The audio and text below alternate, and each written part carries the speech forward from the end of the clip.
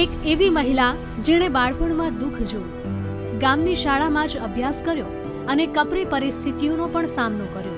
આપણે વાત કરી રહ્યા છીએ જ્ઞાનીબેન ઠાકોરની, જેમણે આજે રાજકીય ક્ષેત્રમાં નામના મેળવી છે અને હાલ લોકસભા ચૂંટણીના મેદાનમાં ઉતર્યા છે.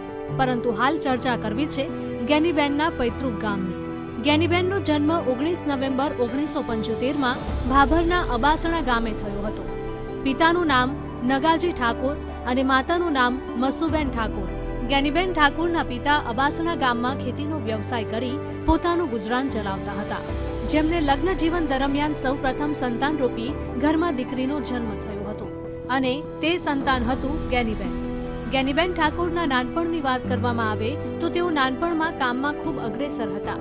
તમે ગામમાં અત્યારે જે સરકારી શાળા જોઈ રહ્યા છો તે પતરાવાડી શાળામાં જ જ્ઞાનીબેને અભ્યાસની શરૂઆત કરી હતી. એટલું જ નહીં, રૂપિયા ન હોવાથી ઘરેથી શાળા સુધી પગપાળા જ જતા હતા. જોકે જ્ઞાનીબેનનો નાનપણથી જ તેમની માતાએ દીકરાઓની માફક ઉછેર કર્યો છે. જ્ઞાનીબેન ઠાકોરે 1 થી 5 ધોરણનું શિક્ષણ અબાસણા ગામમાં, 6 થી 8 ધોરણનું શિક્ષણ કુવાડા ગામમાં, 9 થી 10 ધોરણનું શિક્ષણ ભાભરમાં, ધોરણ 12નો અભ્યાસ જ્ઞાનીબેને ઘર બેઠા કર્યો હતો, જ્યારે ગ્રેજ્યુએશન રાજસ્થાનના સાંચોરમાં પૂરું કર્યું. જોકે અમે જ્યારે પૈતૃક ગામમાં પહોંચ્યા તો સૌથી પહેલા તેમના એક બાળપણના સાથીદાર મળી ગયા. તો અમે તેમના મુખે જ્ઞાનીબેન કેવા હતા તે જાણવાનો પ્રયાસ કર્યો. બેન માટે અમીની બેન પણ અમારી નજીકની પાછળની શાળા હતી, એમાં અમે ભેગા ભણતા.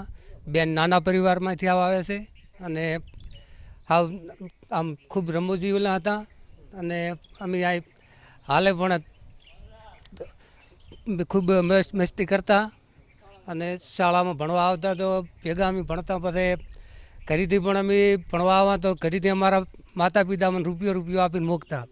તે દાડે તો 25 પૈસા પણ હેડતા. અમે રૂપિયામાં તો આખો દાડો મજા કરતા.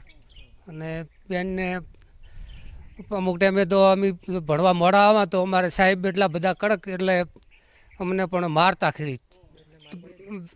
બેનની પડી રહ્યું તમારે એટાણે તુલસી સાહેબ હતા અમારે આચાર્ય, અને અંગૂઠા પકડાવે, નિશાન ના લાવવા તો પણ અમે રમવામાં તાર તો બાળપણમાં બધું હતા. બાપ હોય તે દીકરીને લાડ લડાવે, પરંતુ માં લાડની સાથે સાથે તેને જિંદગીના પાઠ પણ ભણાવે. જ્ઞાનીબેન કેવા હતા, તેમનું બાળપણ કેવું હતું, નટખટ હતા કે નહીં, આવી તમામ વાતો અમે તેમના માતા પાસેથી જાણવાનો પ્રયાસ કર્યો. પહેલાં તો પછી હેર થઈ આ માટીના ઘરમાં પહેલાં તો આપણે પણ રબાની એમ ભણવા મળ્યા. પછી ના જ્યાં પછી ઢોરા સરાયા, બકરા સરાયા, હળી પછી ભણવા મળ્યા. હા, પછી કુવાડે મળ્યા ભણવા.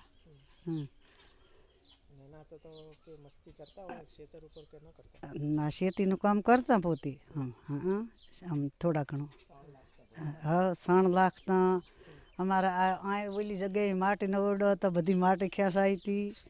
હો, ગાય માટી સારી વાઢીને ઢોરણ લાખે, રોટલા ઘડે વાંધા હવળા. નાનપણમાં શીખડાવવું પડે ને. હા, ન કે એમને એમ તો ના આવડે ને. ના, માર તો કોઈ દી ખાધી નથી. હો જ્ઞાનીબેને એ તો કેવું જ ના પડે. હા, નાનપણથી જ નથી ખાધી. હો, અમારે મંત્રીએ આર્યો એ અમારે ખાય, જ્ઞાનીબેને નથી ખાધી મારી. ના, પણ એને સ્વભાવ સારો હતો, પોતે હડવા મળે. એને હાથે રોટલો ઘડી ખાઈ અને તૈયાર થઈને હડવા મળે. પછી મારવાનું ચા આવે. હા, તો થોડો ઘડી આવા. હા,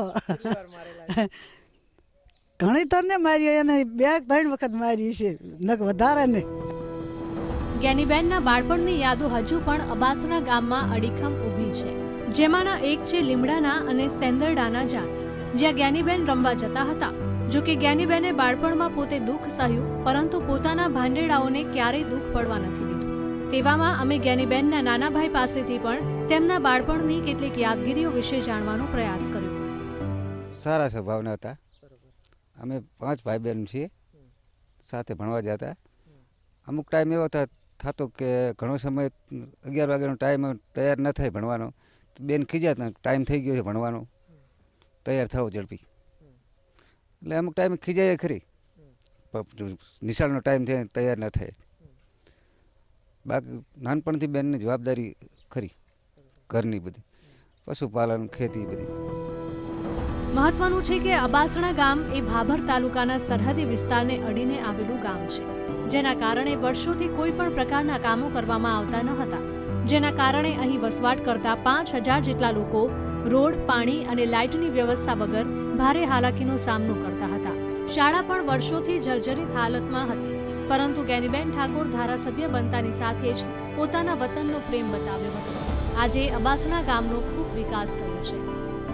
2017ની પહેલાં જે ગામમાં ધારાસભ્ય બન્યા એની પહેલાં આ ગામમાં કાંઈ પણ વિકાસ થયો નહોતો. એની પહેલાં તાલુકા પંચાયત પણ પ્રમુખ પણ રહી ચૂક્યા હતા, ત્યારે પણ થોડા ઘણી ગ્રાન્ટો આપી.